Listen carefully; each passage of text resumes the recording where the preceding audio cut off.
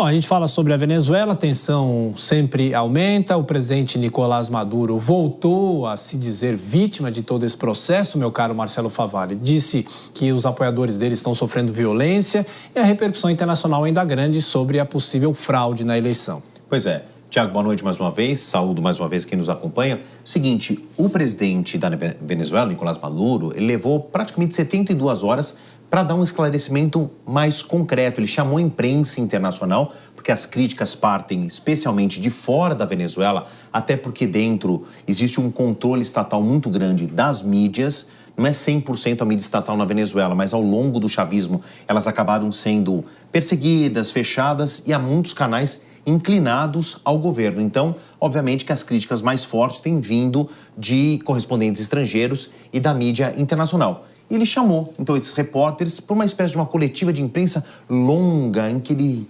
citou partes da Bíblia, se comparou a Jesus Cristo, que as pessoas não creiam na volta de Jesus Cristo. Ele dizia estar dizendo a verdade, assim como Jesus, teve essa comparação. Ele mostrou de novo a Constituição, né, como que ontem. Que é o grande sonho do chavismo, aquela Constituição que criaria superpoderes para um presidente e jamais foi para frente, até porque foi rechaçada mais de uma vez pela própria população por meio de plebiscitos.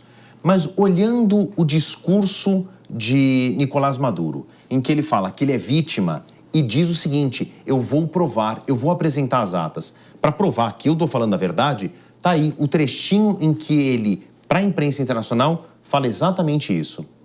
Eu sou o dano de Venezuela. Estou disposto a ser convocado, interrogado em todas as partes, investigado pela Câmara Eleitoral como candidato presidencial, vencedor das eleições de domingo e como chefe de Estado. Mostro a minha cara. Eu me submeto à justiça. Bom, só fazer um adendo importante. O Nicolás Maduro diz que está disposto a ser investigado pelo CNE, que é uma espécie de um quarto poder na Venezuela. Além do Legislativo, Executivo e Judiciário, existe lá o Conselho Nacional Eleitoral, que é um quarto poder. Ele se reporta ao presidente, não à justiça, no modelo que é no Brasil, por exemplo, mais perto dos Estados Unidos, que também tem a Secretaria de Estado que cuida das eleições. Lá na Venezuela existe um quarto poder, cujo líder, cujo secretário-geral do CNE é indicado pelo presidente, mas isso antes do próprio chavismo, antes de Nicolás Maduro, mas que agora foi aquele mesmo poder que disse: esse é o resultado da eleição e ponto final. 51% dos votos apurados para o Nicolás Maduro, uma margem matemática que não pode ser irreversível, e acabou. Então, este órgão que deu veementemente a vitória para o Nicolás Maduro, meio num ambiente nebuloso, é esse que o Nicolás Maduro está dizendo: este órgão é que pode me investigar. Agora, é factível o Nicolás Maduro, que era do chavismo, então do seu padrinho político Hugo Chávez, ter vencido as eleições? Ele era popular assim? Eu fui atrás de dados da realidade venezuelana que reforçam o discurso da oposição, que comprovam, ou então baseiam o fato da rejeição do Nicolás Maduro diante dos eleitores. Olha o que é a pobreza na Venezuela. E tem um dado curioso, é um dado da ONU, olha essa palavra aqui, chamada pobreza multidimensional. Não é apenas uma pobreza simples. O que eu quero dizer com isso? Não é aquela pobreza em que tem um padrão da ONU que as pessoas vivem com menos de 3 dólares e 12 centavos por dia. Quando a própria ONU cria essa expressão pobreza multidimensional em 2010, é o seguinte, é que o cidadão ele não tem acesso a 10 itens básicos de sobrevivência: nutrição, saneamento básico, pessoas com baixo acesso à escolaridade, baixo acesso a saneamento, baixo acesso à energia elétrica ou calefação dentro de casa. É um monte de privações, não é apenas a nutrição. Então é chamada pobreza multidimensional. Em 2021 chegou no seu pico, mais de 65% da população vivendo nesse tipo de pobreza, bem mais da metade da população, mas vamos dar um desconto que nós estamos falando de épocas pós-pandemia.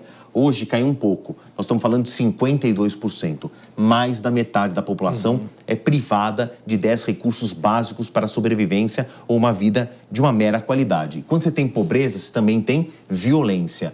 Tá aqui, é verdade que a taxa de homicídio tem caído. chegou a incríveis mais de 80 homicídios dolosos quando há intenção de matar a cada 100 mil habitantes. Isso em 2017. Nós já estamos falando de um período do madurismo, né, de Nicolás Maduro, que chega ao poder em 2013. Tem caído, mas está na casa dos 27 homicídios dolosos a cada 100 mil. O Brasil é um país muito violento. A gente está na casa dos 24, ainda menos violento do que na Venezuela. O nosso vizinho aqui ainda é mais agressivo, mais violento que a gente.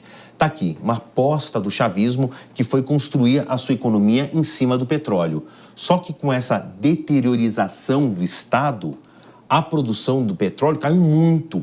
É menos de 1 bilhão de barris por dia.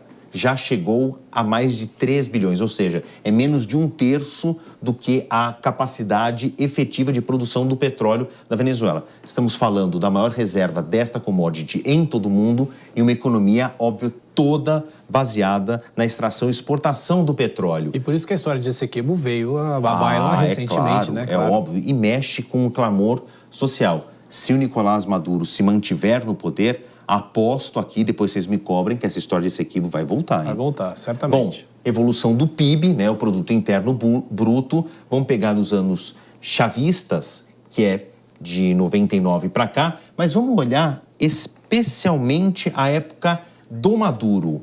Tem uma pequena recuperação, mas uma queda abrupta. Obviamente, a gente tem que considerar que nós estamos falando de anos de pandemia, mas essa oscilação combina com as altas do petróleo e depois existe uma quebra da economia propriamente dita. Tem uma recuperação muito baixa que não consegue repor esses anos de perda. Então, somando tudo a isso, a oposição diz, sim, nós somos populares diante de uma rejeição ao líder diante desses números. Faz sentido. E mesmo assim, Hugo Chávez insiste nessa tese de que ele ganhou e está sendo vítima de uma espécie de perseguição. Ou seja, tratando-se de América Latina, estamos vendo uma novela que ainda tem muitos e muitos capítulos, quem sabe com algumas reviravoltas. Sem dúvida. Bom trabalho, Favalli. Obrigado.